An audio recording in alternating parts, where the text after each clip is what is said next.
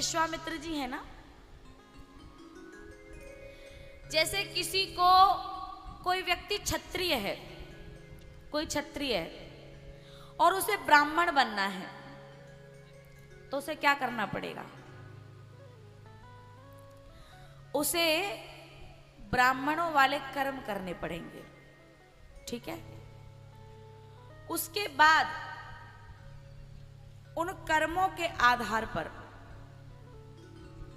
उसकी मृत्यु होगी। जब उसकी मृत्यु होगी तो उसके कर्मों के आधार पर उसे ब्राह्मणत्व प्राप्त होगा। और जरूरी नहीं है कि हो न हो। बात समझ में तो आ रही है ना? कोई क्षत्रिय है, अगर उसे ब्राह्मण बनना है तो पहले उसे मरना पड़ेगा। जब दूसरा जन्म होगा तो भी इसकी गारंटी नहीं है कि वो ब्राह्मण हो जाए। हो सकता है क्षत्रिय हो जाए, हो सकता है और कोई समाज में आ जाए। लेकिन सोचो, ये जो विश्वामित्र जी हैं, ये इतने बड़े तपस्वी हैं, इतने बड़े तपस्वी हैं कि जिस जीवन में ये क्षत्रिय थे उसी जीवन में इन्होंने ब्राह्मणत्व को प्राप्त किया। क्षत्रिय थे, उसी जीवन में ब्राह्मण बन गए। कितने बड़े तपस्वी रहे होंगे। त्रिशंकु जी महाराज की कथा तो आपने सुनी ही है। त्रिशंकु जी जो सदैव इसी शरीर में स्वर्ग जाना चाहते थे।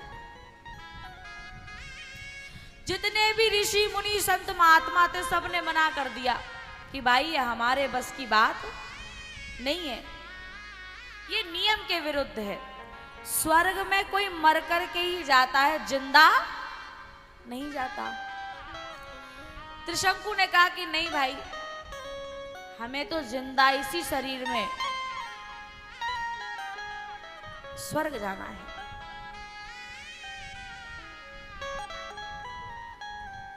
जितने भी ऋषि मुनि संत महात्मा थे, उन सब ने मना कर दिया कि हमारे बस की बात नहीं है। लेकिन जब त्रिशंकु विश्वामित्र जी के पास पहुंचा तो विश्वामित्र जी ने कहा कि ठीक है, तो मैं इसी शरीर में स्वर्ग पहुंचा दिया जाएगा। और विश्वामित्र जी ने उन्हें इसी शरीर में स्वर्ग भेजा। कितनी क्षमता होगी, कितने बड़े तपस्वी होंगे कि उसी शरीर में उन्होंने उसे स्वर्ग भेज दिया। जबकि सिद्धांत यह है, नियम यह है कि बिना मृत्यु के, बिना मरे स्वर्ग नहीं जाया जाता। लेकिन त्रिशंकु को भेज दिया विश्वामित्र जी ने। उधर इंद्र ने धक्का दे दिया और इधर विश्वामित्र जी ने अपनी तरफ से रोक दिया। तो त्रिशंकु आज भी उल्टा लटका है, जिसके मुख से लार टपकती है और उसी लार से कर्मनाशा बनी। गंगा जी में स्नान करने से पाप धुल जाते हैं, पाप नष्ट हो जाते हैं, और कर्मनाशा में स्नान करने से पुण्य नष्ट हो जाते हैं। स्नान तो खैर कोई क्यों करेगा, लेकिन उसके छींटे भी आ जाएं तो भी पुण्य नष्ट हो जाते हैं।